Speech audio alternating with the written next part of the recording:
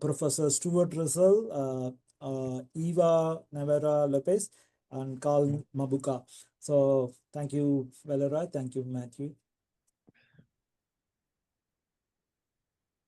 So just give me a minute. So Professor Stuart Russell could not join as he is traveling between Montreal to Paris. So he has recorded a short video for us, and I am just going to play it.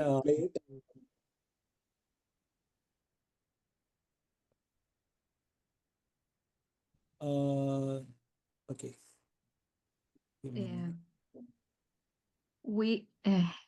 Yeah. Okay. Sean, we had a structure of our. Okay. You have the video, Eva, or do you want to play the video, or do you want me to play the video? Yes, but we had a structure in our panel, and yes. Yeah. Please go we ahead. were planning to put the video. Yes.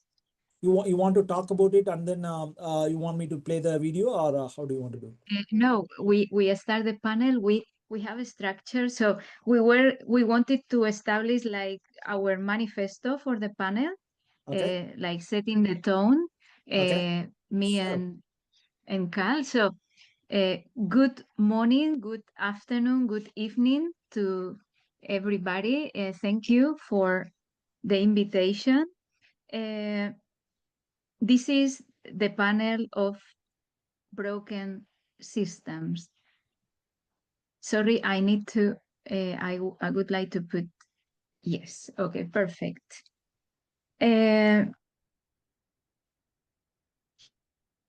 So like other technical advances that promised to revolutionize humanity, AI has encountered significant setbacks. Computer scientists who create algorithms taint them with their own biases. AI development and research is predominantly led by privileged communities, especially in academia, where biases and racism against disadvantaged backgrounds are pervasive. What is currently called AI is the mirror of ourselves, society, tech landscape, and academia. When we change, AI will change. How can we accept technology that trounces our fundamental human rights, that contributes to the destruction of the environment, that has many negative ethical and legal implications, that justifies algorithmic biases and lack of diversity, and is so efficient for wars? What are the systems we are breaking? What are the broken systems we are perpetuating and do not want to change? Why are they broken? Is AI an improved means to an improved ends, like racism, misogyny, discrimination, exploitation, plagiarism, exclusion, inequity, and networks of power and privilege? These are not invincible giants, but rather complex problems we can solve with determination, creativity, and collective action.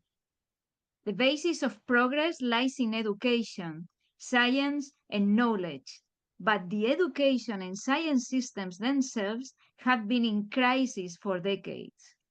And what is currently called AI is just taking advantage and benefiting from this crisis. Broken systems, systems that instead of being open to change, they break the people who are making the change.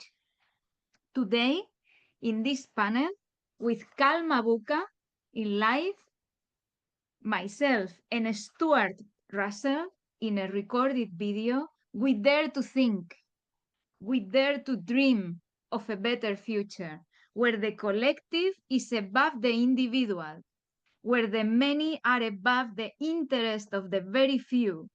We are not chasing an impossible dream. We are building a new reality in AI, one where diversity, equity, inclusion, and ethics are not just buzzwords and lip services, but the very foundation of our technological future. Each line of unbiased code, each diverse and fair hire, each ethical decision in AI development is a step towards this reality. To shape the future of AI and technological progress, we must adopt a new humane perspective. Superficial solutions will only perpetuate tokenism and vicious circles of privilege. This panel will challenge prevailing narratives on ethics in AI and responsible AI, sparking a profound debate on the current status quo. And now I pass the baton to Cal Mabuka.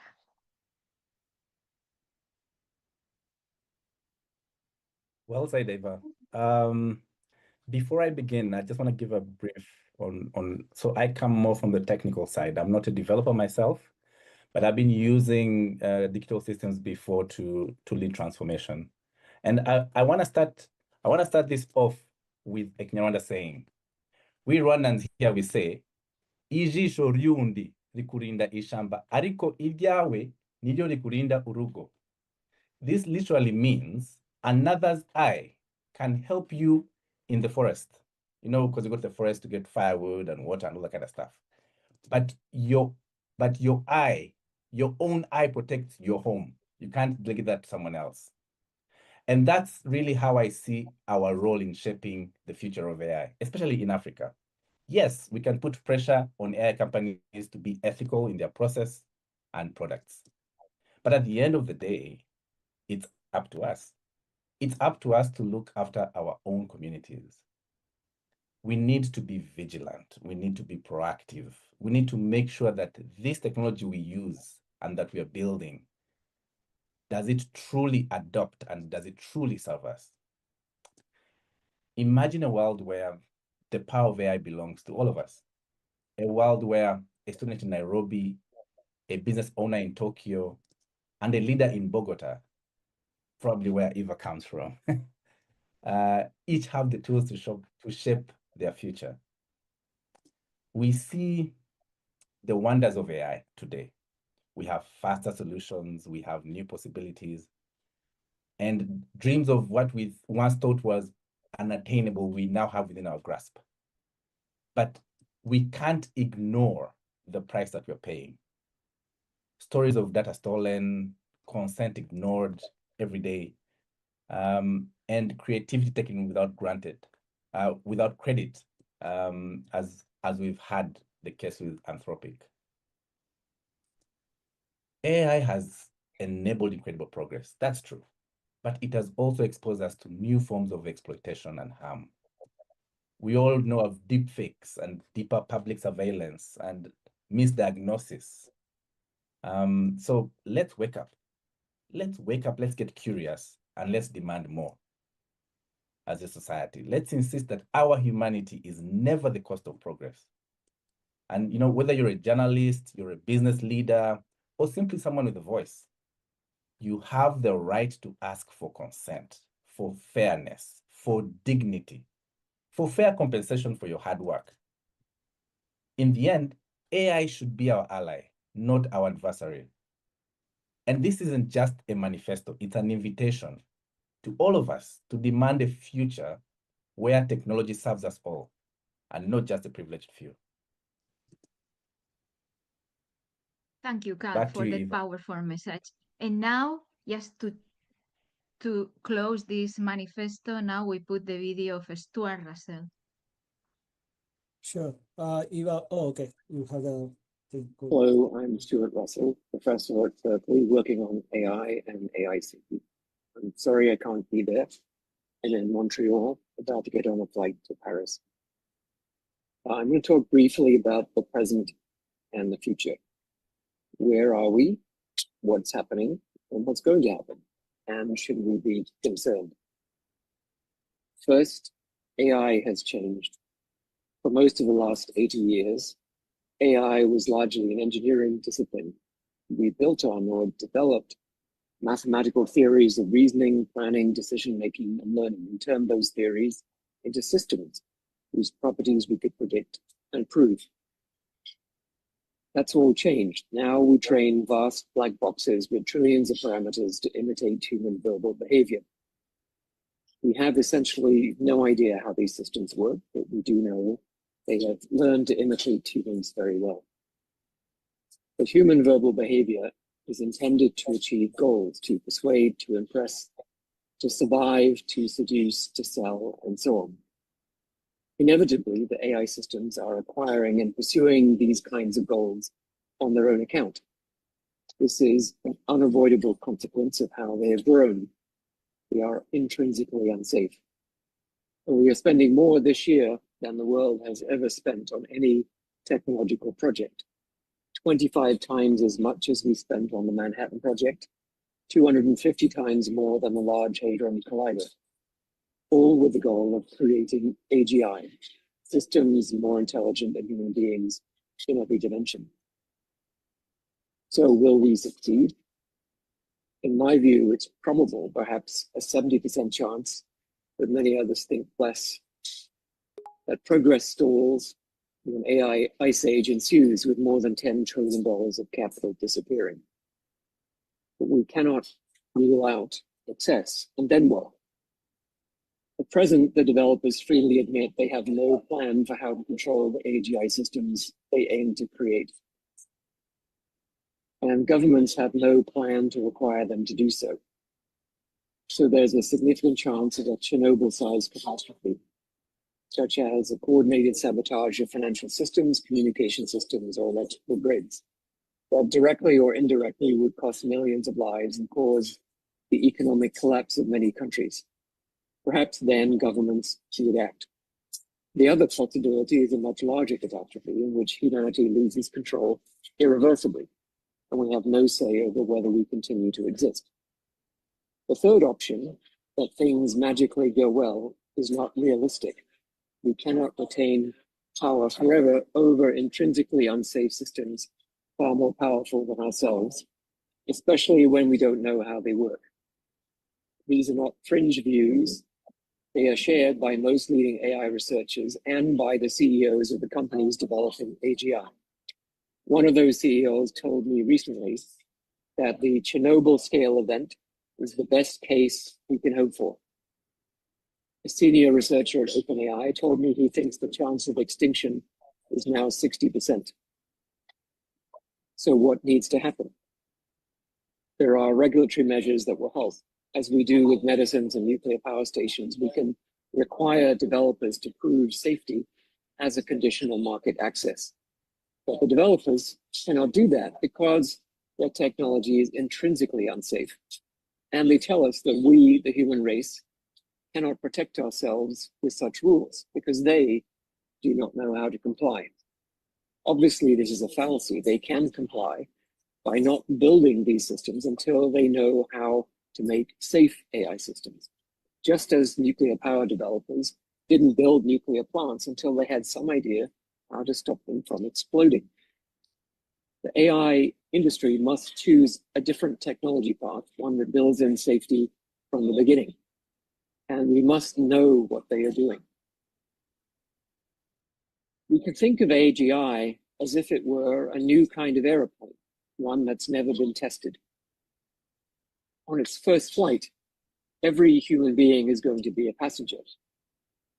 And the flight is going to take off and never land, which means that the technology has to work perfectly the first time forever.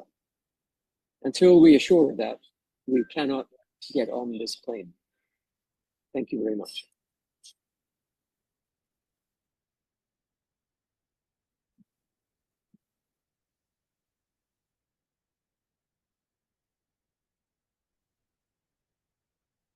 Perfect.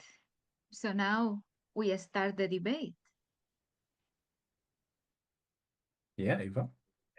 So, Eva, let's talk about these broken systems. And like we like to say, this panel won't just be another tech debate, yeah? Like it's a real conversation between two people about whether AI, as powerful and as fast-moving as it is, can truly serve humanity without losing it. Can we actually trust these tech giants to regulate? What are your thoughts? Cal, Uh, sorry, the sound. So can you repeat the question, please? yes, yes. I was talking about. I was just giving you an introduction to the tech debate we're going to have. Yes. I was talking about broken systems. How do we transform broken systems into humane systems? Yes. And also, like, Yes, of course. what are the specific challenges that you're thinking of, some challenges and consequences of using this AI? And maybe you might end up by, giving us something positive about AI. Yes. Sorry, there was I had a bit of a problem with the sound. Yes, broken systems. We were in the preparation for this debate. We were thinking, so what is the opposite of a broken system? And we said a humane system. And I think so. The sky is the limit for the benefits and for the harms of AI. And let's not forget that AI is a field that it has been since Alan Turing established it in 1948. So almost 80 years. So what the main problem is that we are forgetting that what we are talking now is AI is not even AI. And it's not anymore about technology. It is a social control. But we cannot keep negative and defeated. We cannot feel like that. And we must be positive and with a lot of strength to fight a lot of to fight against a lot of things. And I'm going to give more or less a list of things that I think so that we need to fight against. Algorithmic biases is the first thing that we need to fight against. Algorithmic biases against minorities and disadvantaged communities, because we need to repeat this 1,000 times, because in all the frameworks of responsible AI, etc., they forget minorities and disadvantaged communities. There is something that I call lack of diversity, inequity, and exclusion. The main problem of AI, or what they call AI, because from my viewpoint is not AI, and what is AI? I was putting that question in the definitions in the previous hour. What is AI? Can anybody explain that to me? Because now it's an empty word. So there is a lack of diversity of ideas and of people in this that is called AI. So are we going to be all users and not creators of technology? Who has decided that this is the AI that we must all use? This is a very small part, technically, me, that I am an academic and a professor in AI. So who has decided this? How is the global majority? These are all the problems that I'm seeing, and I'm transforming them into questions. How is the global majority going to drive all the change that we need? What about the hidden labor that you express it very well, that you have it very close to you, Cal? What about the environmental impact that we are forgetting? The water and energy usage of these systems that are now called AI, and they are not even AI. And me being an academic, one sector where the adoption of AI is especially concerning and scary, and is now, what a surprise, it is enforced by many universities, the use of AI in education and research. This is where the critical and creative thinking is substituted by the commodification of knowledge, the standardization of thinking, and the homogenization of ideas. It is the death of the scientific method. Have we forgotten the scientific method? How the codes of conduct are going to be rewritten now to normalize and promote plagiarism and ideas theft. But we have hope in different movements. And I can mention specific movements and specific projects that I am very close to and I know the people. For example, There is a European project, the base is in Barcelona, that I am part of, is Gender Music Tech, and the Music Gender Metadata Manifesto. And this is related with all the consequences of this called AI in the music and artistic world. So what a surprise. The digital platforms, they don't recommend female artists as much as men. What a surprise. Why I'm not surprised about this? We need to make what I was saying in my manifesto. The problem is that the music world is also misogynist. So in this project, we have a specific solution. We see that there is a problem with the metadata. It is invisibilized. We don't have the data of gender. So we are pushing a world manifesto with the gender metadata manifesto, the music gender metadata manifesto, and we are fighting for that to be included. And we have been involved in many different initiatives with the great Thais Ruiz de Alda in Barcelona. There is also hope when we talk about sorority music maps. So yes, there is also movements like the Gen AI, generative AI refusal movement. So, and it is a movement of hope and has the key question that asking ourselves, why? Who has decided that the adoption of this called AI, that is not AI, is inevitable? Why? So also there are also projects like the two ones that I'm going to mention from the University of Chicago, the Glaze Project and Nightshade, to defend in this Gen AI refusal, to defend the use of our artistic work.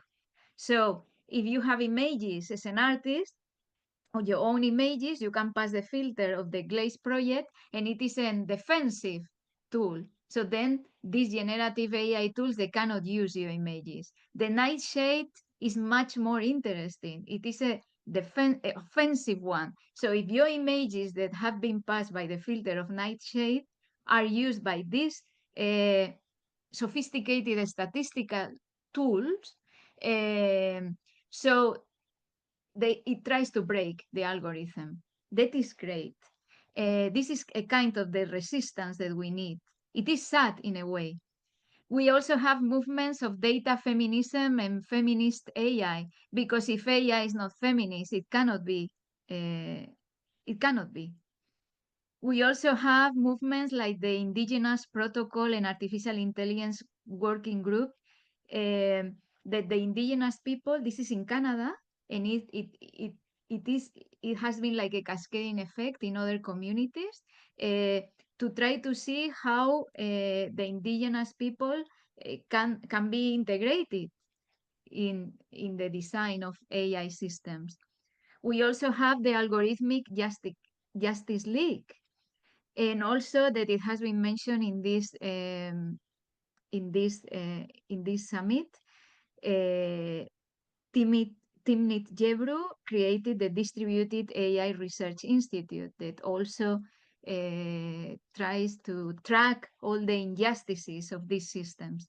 And of course, there's something that I have very close, that we prove for me, the positive thing of all of this, or all these harms, is that we are building communities of support, and there is a counter movement to counter-rest all of this. So I want to mention Tecnolatinas, from the wall of Latin America, or America, the biggest America in the continent of America, because America is not a country. And also I want to mention the work of the great Mia Shadant with Women in AI Ethics, that it is a very positive movement. It's like empowering disadvantaged communities, the 99%, to try to integrate all of these people inside this AI craziness. So yes, so negative and positives, the reaction of the collective. Is the collective versus the individual, and the collective always wins. Thank you. Thank you very much. And now we have a second reflection. So, Cal, what is one guardrail, let's say a policy, a tool, a habit, a code of conduct, that every AI team should have? And why? And it is very valuable, your experience, because you come from the business world. Yeah. If I had to name one essential guardrail that every team should have, I'd say listen fast, build later. And I say that not just as someone working with AI, but as someone building from Africa for Africa. In Africa, too often we see AI models built far away, in Silicon Valley, and trained on data from somewhere else. And then these are dropped into African markets like a plug and play solution. But our realities don't really plug and play. Ours are layered, they are nuanced, they are Africa context rich. And for example, take something as simple as a name. In Rwanda, where I come from, names carry stories of family, of place, of struggle, of resilience. But an AI model trained on only Western data might flag those particular names as irregular or even risky.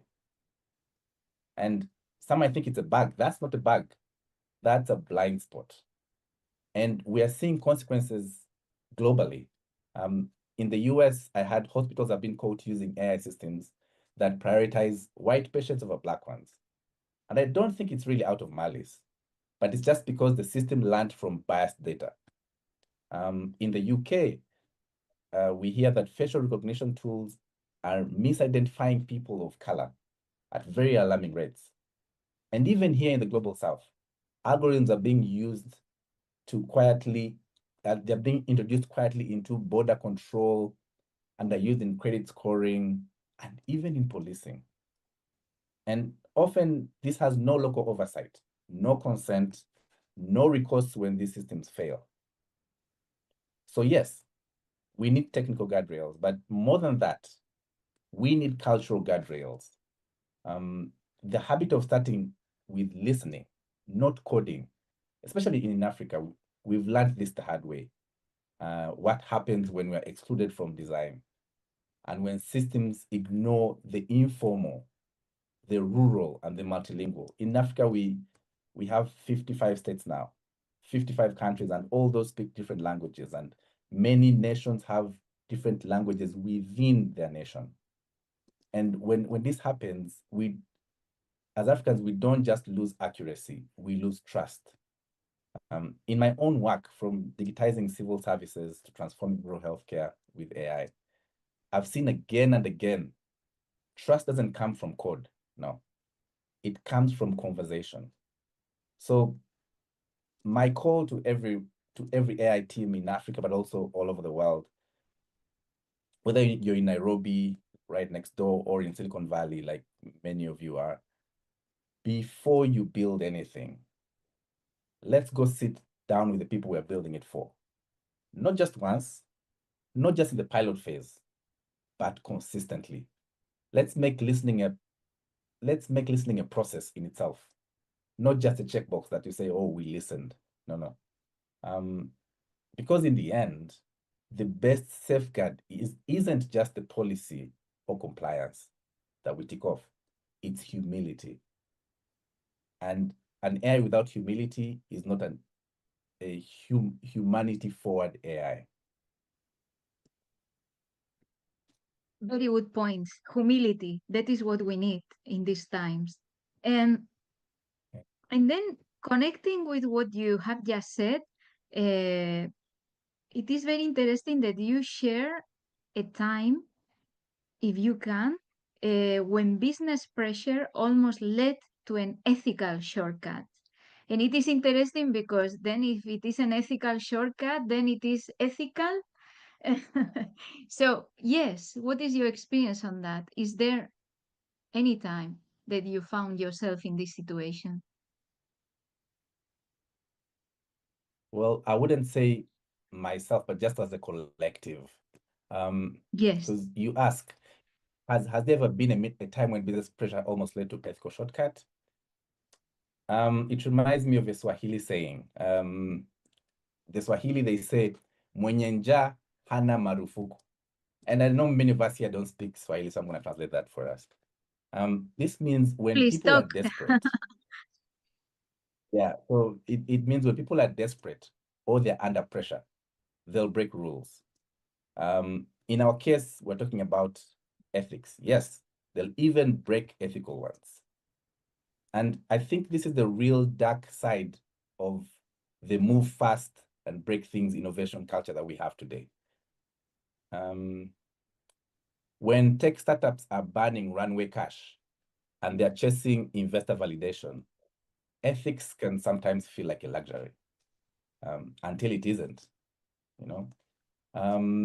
Speaking as probably the only African presenting today, we've seen firsthand the cost of invisible labor. Let me take you to Nairobi next door, but even Gulu in Uganda, where I am, and some parts of India, I hear. Because sometimes the shortcut doesn't happen in your office, it happens in your supply chain. And when you learn this, you either look away or you speak up. I don't know how many of us have heard about the summer sauce story. That story was one of those moments. On paper, it looked like the dream, a mission-driven company creating digital jobs for vulnerable communities, while also empowering AI systems for the biggest tech brands in the world. Think of Meta, think of Scale AI. And it was framed as impact empowerment, inclusion.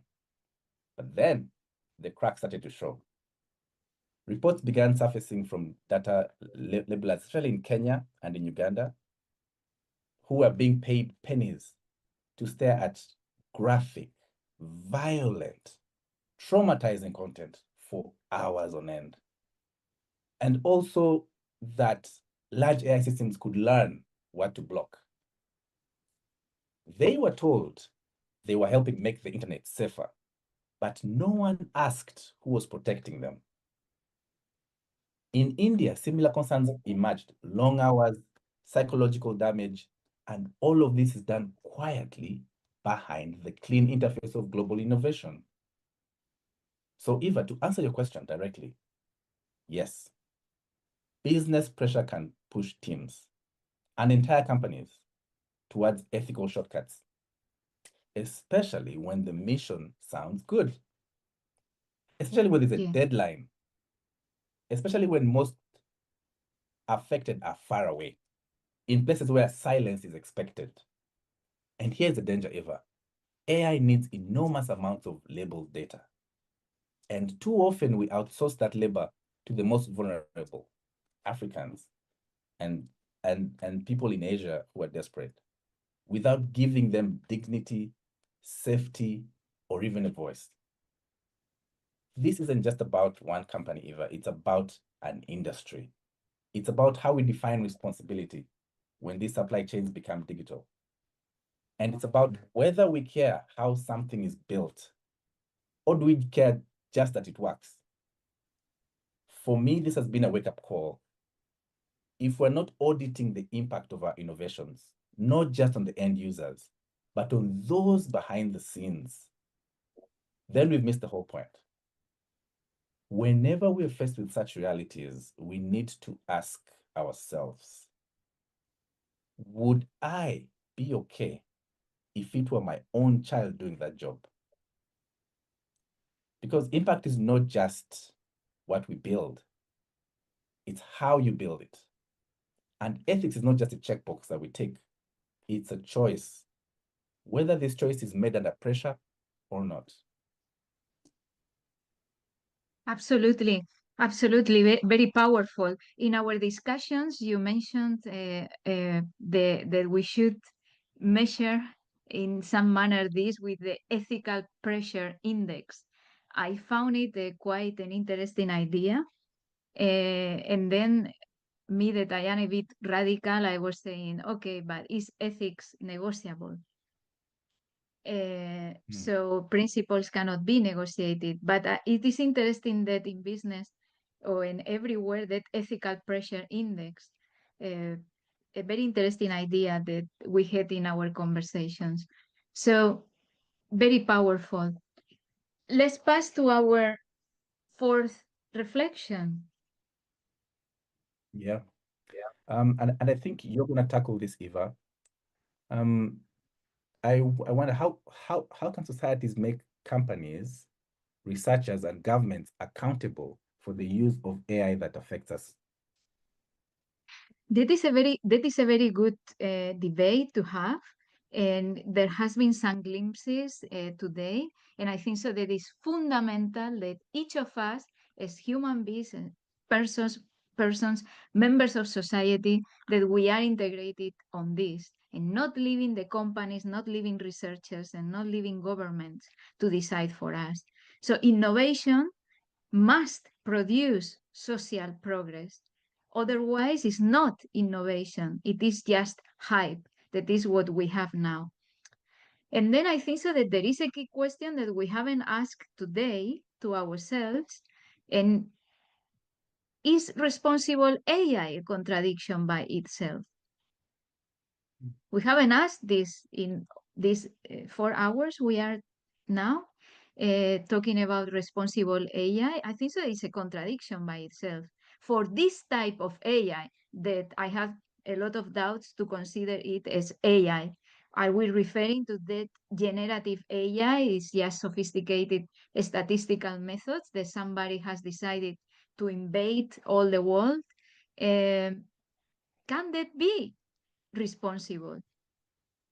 If it is all about mitigating risks and harms, is that the right technology? Is it the right AI or is it the wrong AI? Who has decided that this is the future of AI? For whom? By whom? What for? There are things that they are really concerning. Are we really solving problems relevant to each of us as citizens? I think so that all these answers have to be solved by us as citizens. The solution is in the society.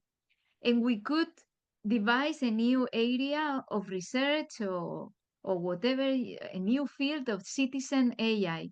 And I can put examples in Catalonia, in Barcelona, where I was recently there. I opened the week of the music in Barcelona last month, and it was amazing. It was organized by the music producers and musicians of Barcelona, and I gave a monologue about ethics in AI. And it was very inspiring, very positive, seeing all the civic society involved on that, the musicians trying to make it, trying to, because the world of music is very impacted by these terrible generators of text, images, and videos that I am very reluctant to call it AI. In Barcelona, apart from the music industry, it is quite organized now, and they are trying to find solutions. So we find an association, a group of people in Catalonia called Civic AI. So, and they have devised a civic artificial intelligence protocol. That their principles are democratic regulation and supervision of AI by citizens and civil society participation in AI governance. This sounds like a dream, but we need to start. I don't know in your cities, probably we can open the debate later, but I have seen this quite well organized in Barcelona, in Spain. Debates with the public, debates in the streets, organized by different people like the organization Digital Femmes, also directed by Thais Ruiz de Alda, that it was also the originator of the project, the gender music tech. So there are very interesting things happening. Again, it is like a citizen lobby. And my question is, and I launch it, and we can debate later, can we make an international alliance of citizens for AI governance? I think so is the only way. The solution is not going to be in academia, that is a broken system now, in companies that we are seeing that is also broken, and in governments that now they are adopting and enforcing. For example, it was terrifying seeing the agreement that OpenAI in the UK government has done to install OpenAI products in all the services that the government gives to citizens. This is quite scary because what about our data? And it's going to be given to private companies, and a private company like OpenAI. So we need to introduce, Hint was mentioning this before too in a previous panel. So we need to have all of these community-driven projects and movements fighting against the profit-driven projects. So again, these are movements where the collective goal, it is above the individual goals. And I think so this is the future of technology, or call it AI. Thank you, Eva. And Uh, now this something is else to our say? last reflection. Yes. Eva, how can you tell when a company's AI ethics program is just for show versus genuinely effective? And me, that I'm not in the private sector, and I see it from outside as an academic and professor of AI, I think so that this is the times that we are living now is AI marketing or marketing AI.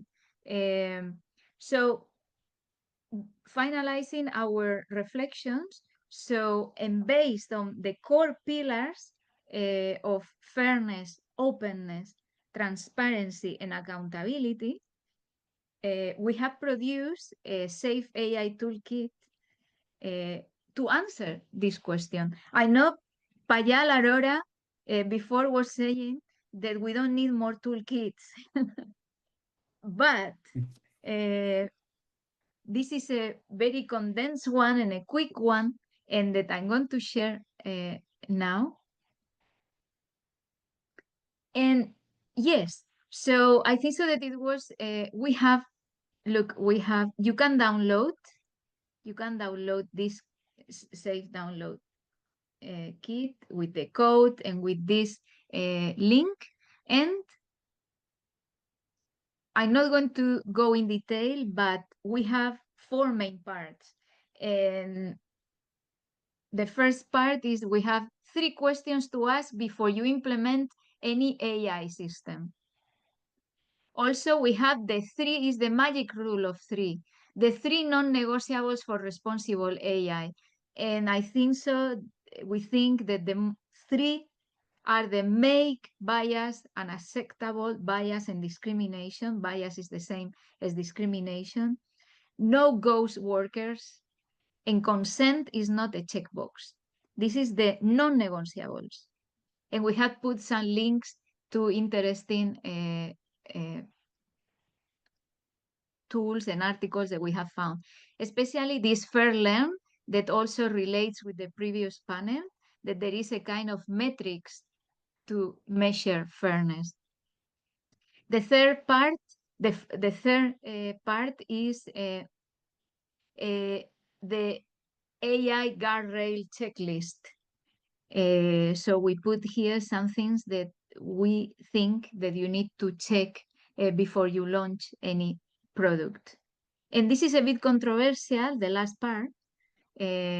So the top 5 ethics cop-outs or gimmicks that we need to call out loud. And the typical sentences, and also we ask you as audience, what are the ones that you have found? The ones that Carl and I, we wanted to highlight is, oh no, it's just the algorithm.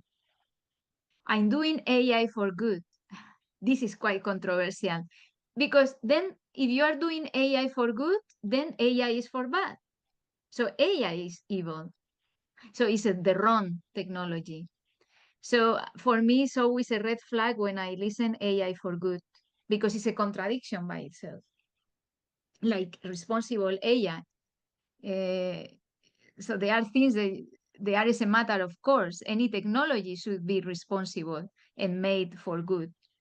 Also, the sentence, we are compliant with all local laws, and then I wash my hands. It is not our fault, it's the users that they don't know how to use it. And this is the one that we are listening every hour. Ethics slows down innovation. Regulation versus innovation. This is the great excuse for not considering our rights as a society. Okay, so you can download this toolkit, and also this is more fun. So here we have an AI poll for you to fill in now. So this is the code. Please scan it or go to menti.com with this code 32845660, and I can pass you the button, Cal, because I think so that you have the poll there. And now I'm going to do it myself, to do it in Yes. live. Eva, And we Carla, will share. one Yes, of you can share this link in the chat so that people can respond. That will also be awesome. yes, Yes. you can We scan the this link on the code. chat. Yes, Cal, you can put it, but you need to code the ismenti.com, and you put this code. It You is need to put menti.com. this code. Ismenti.com. Okay. So it's easy, and you need to put this code. Okay, so this. Thank you, Eva. So I'm going to go myself so too. this. Yes. Carl and Eva, if you guys are done with the core topic, can I invite the audience to ask any questions to both of you?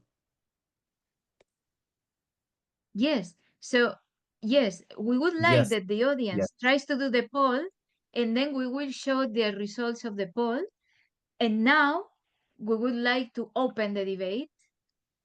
And now so now I think so that let's go all of us to the. Okay.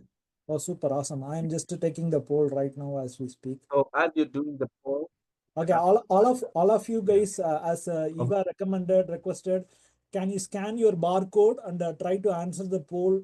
There are a few questions Eva and Carl has asked, very interesting questions related to this topic. If you guys can answer, I think it may be very useful for Eva and Yes, we want to open the debate to the sure. floor. So Yeah. please, so now we open the debate to everybody. I'm going to, so now you have, everybody has scanned this code. Sure. Are you? Yeah. I think it's just You a have four. it? Yes, Eva, I responded. So it's just 4 questions. It's going to take just only 1 minute. Just take your time Yes. to respond to this poll so that both Carl and Eva can even present their whatever as a community we are thinking. Yep. So And, after the poll, we're going to share the results and then yeah, we'll sure. cast those results as well. Yes. And the floor is open for questions, and I am just opening it up for audiences to unmute themselves. So all of you can unmute yourself now. Feel free to chime in, ask any questions to Eva and Carl.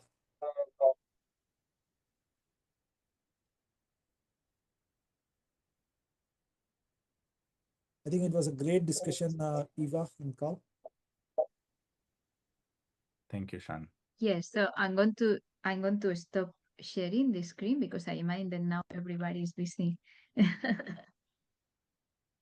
Okay. So I'm going to share my screen so we can see the results. We can all see the results. Okay, sorry. Just unpin myself.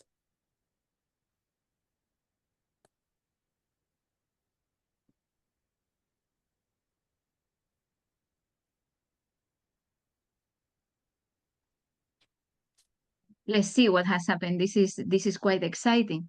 Let's see what you think about.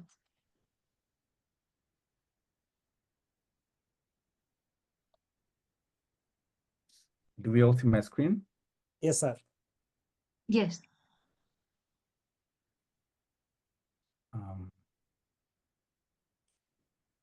Okay.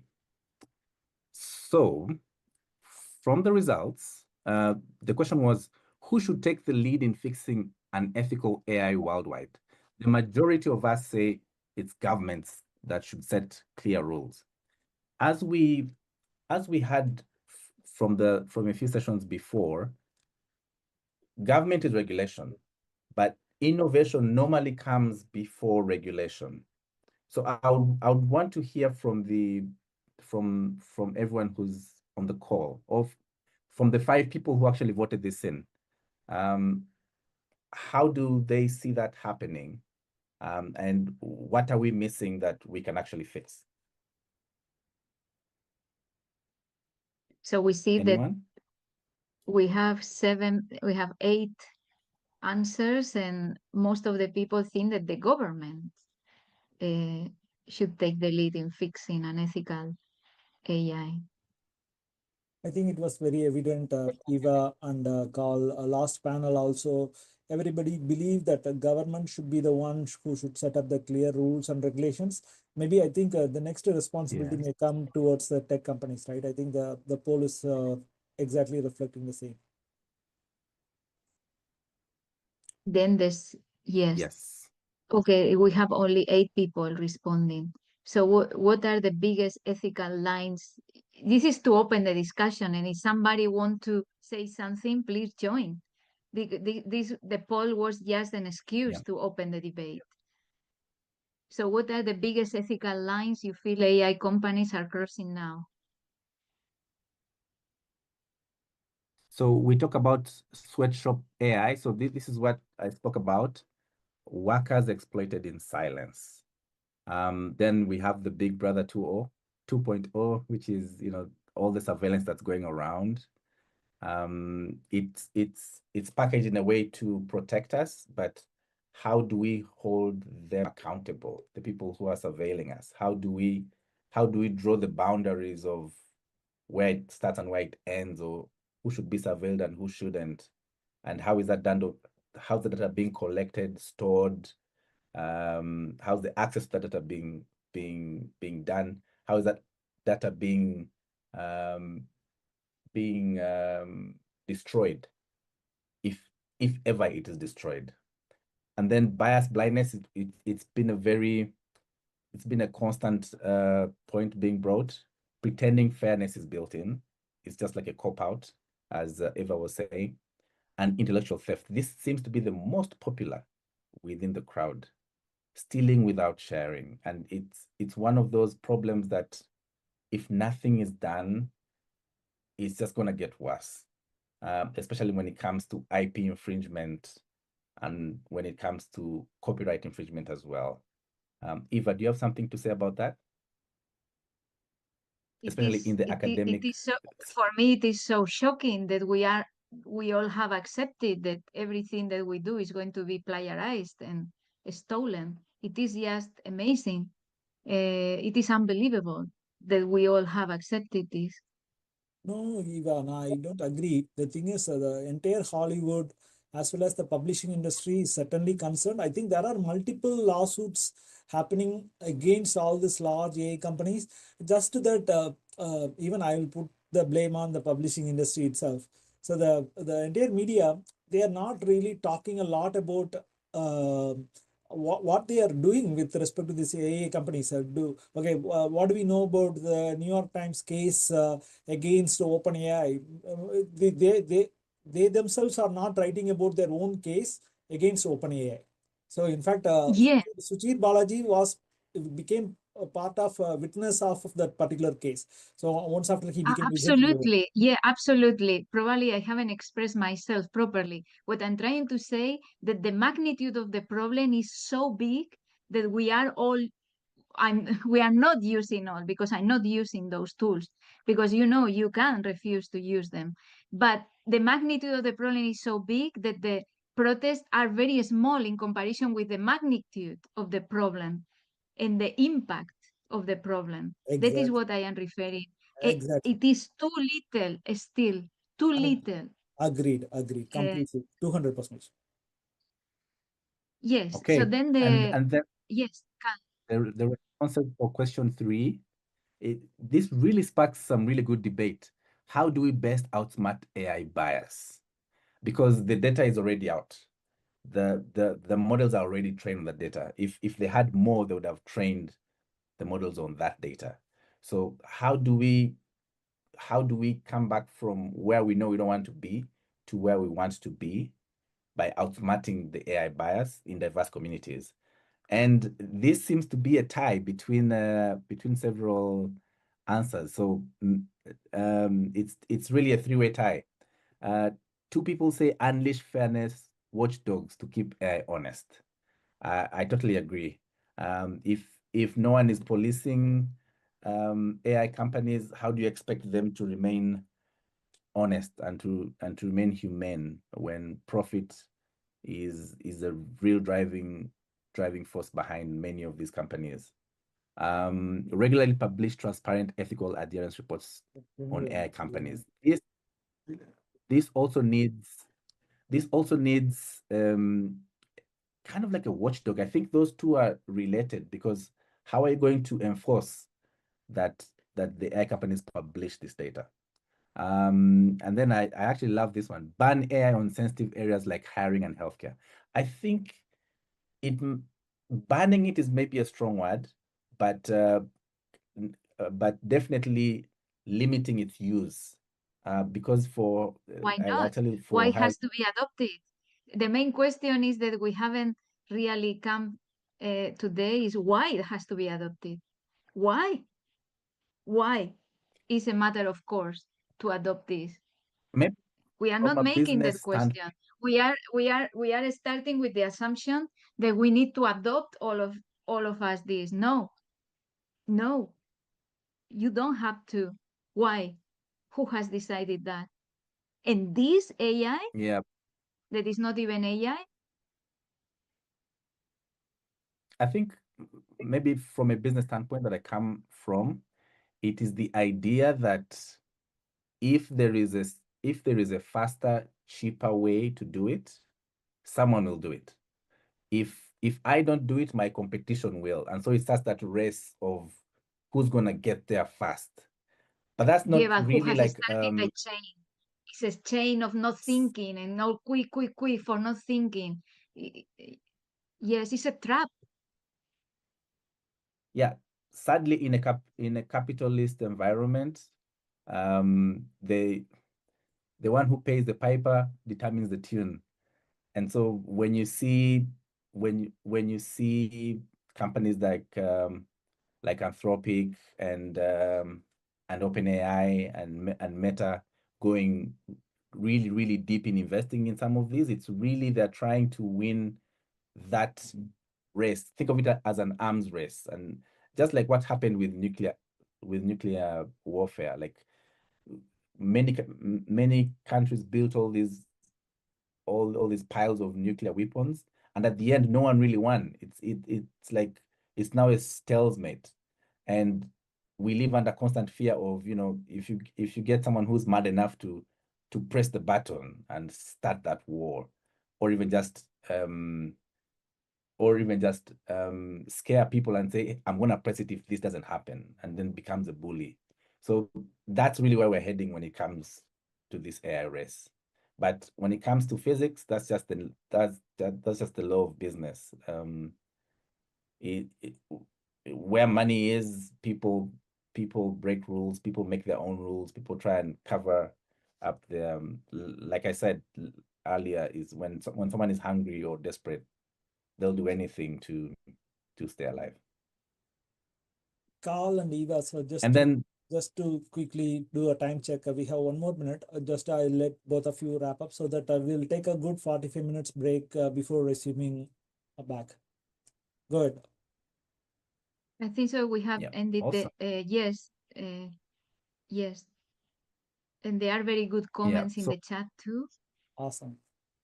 Yeah. Awesome. So, Eva, Carl, I'll let you wrap up in maybe whatever minutes you guys take. Let you wrap up the overall session, and maybe we can end the morning session with that, and then. I just want to wrap up by saying this, especially coming from business and tech, is that even when we know that that AI can amplify bias and invade our privacy and break the very trust that holds these societies together, our societies together, the scary part is, there's no global referee, and I think everything we say is really pointing us towards that, like, who's the referee to this game? The game is going, but there are no rules. Every team is making their own rules. The goalposts keep shifting. Like, who's going to be that watchdog that keeps everyone in check, and so that the game can go well? And No, in fact, I no, want yeah, go ahead. referee, very few brave people like our hero Sushil Balaji, who do blow the whistle and often pay the personal price. And that's just sad. So we need to come out from the cycle of just demanding and like being able to like really, really write about this and push this and really demand for that accountability that we need, to just so that we shape the future. Because if not, AI as it is going to shape us. Yeah. Thank you. Over to you, Eva. Thank you. Thanks a lot. Eva, do you want to pass any closing comment? Nothing. Thank you so much for the discussion, for the platform to make this debate, and let's hope that only when we change, AI will change. Awesome. I think it's a great set of conversation both you and Carl Mabuka have put together. I think as I mentioned to many other panelists, it's just last, even though we have initiated this just over last 4 weeks, you and Carl met just over the last couple of weeks, and then you guys have been collaborating over the last week. And then we had a very productive broken systems debate, which spoke about innovation versus humanity. Can tech self-regulate? So I think even we had Professor Stuart Russell, even though he was traveling, I think he took time out. He was speaking out of airport between Montreal and Paris, and then he took time out of his schedule, and then he wanted to send a video recording for us to honor Suchit Balaji. And then Suchit Balaji, interestingly, studied under Berkeley under the leadership of Professor Stuart Russell. So I think phenomenal people like Professor Stuart Russell, Eva, yourself, and Carl, all of you have spoken. There is a bit of a good tech commitment scorecard which has come out of this. What are the red lines for regulations which also has come out of this? So we will certainly publish whatever materials you think it's appropriate, Eva, as a kind of a outcome of this whole summit. I'll take those also along with whatever we got it from the previous session, which is from Dr. Valera. So we'll make it a comprehensive thing and publish in the conference website. And let's take a quick break for next 45 minutes. We will resume back by 1:15 Pacific Daylight Time. And then maybe we can continue the conversation. There are interesting set of discussions. Mr. Ed Newton Rex, he's going to talk about how AI models are stealing creative work and what to do about it. He's going to give a AI copyright keynote. He has made public TED Talks. He is running a company called Fairly Trained Initiative, where he's giving a solution that how AI companies can still do continue innovate and do fair training using fairly generated data or copyrighted data. I think he has built a company around that, and a lot of AI companies who are ethical in nature are using that. So let's hear from him. And then we have an interesting set of people like Robin, Jackie, who are going to talk about the whistleblower safeguards, how to safeguard truth tellers. And also we are having a session about from Shankar Ganesh Srinivasan and Varun Sharma about AI transparency. And then we have a session from Prachi and Sonia about responsible AI in practice. and then there is a small break, and then post the break, we are going to have our friends from Stop AI, Sam Kirchner and Olga and Kiru Shah is going to join us, how we can build coalitions for future. And then finally, we will invite Balaji Ramamurthy, who's the father of Suchit Balaji. They are going to announce about a fund. They are launching Suchit Balaji Defense Fund towards a tower, sanctuary tower. And then finally, even we will have Purnima Ramarao, who's the mother, a proud mother of Suchit Balaji, who will share the path forward. So I think these are the list of sessions we have got. An interesting set of discussions till 4:45 p.m. PST. And I look forward to see all of you guys in another 45 minutes. I'll keep the Zoom open, but I'll stop the recording for now and then meet you guys after 45 minutes. Thank you.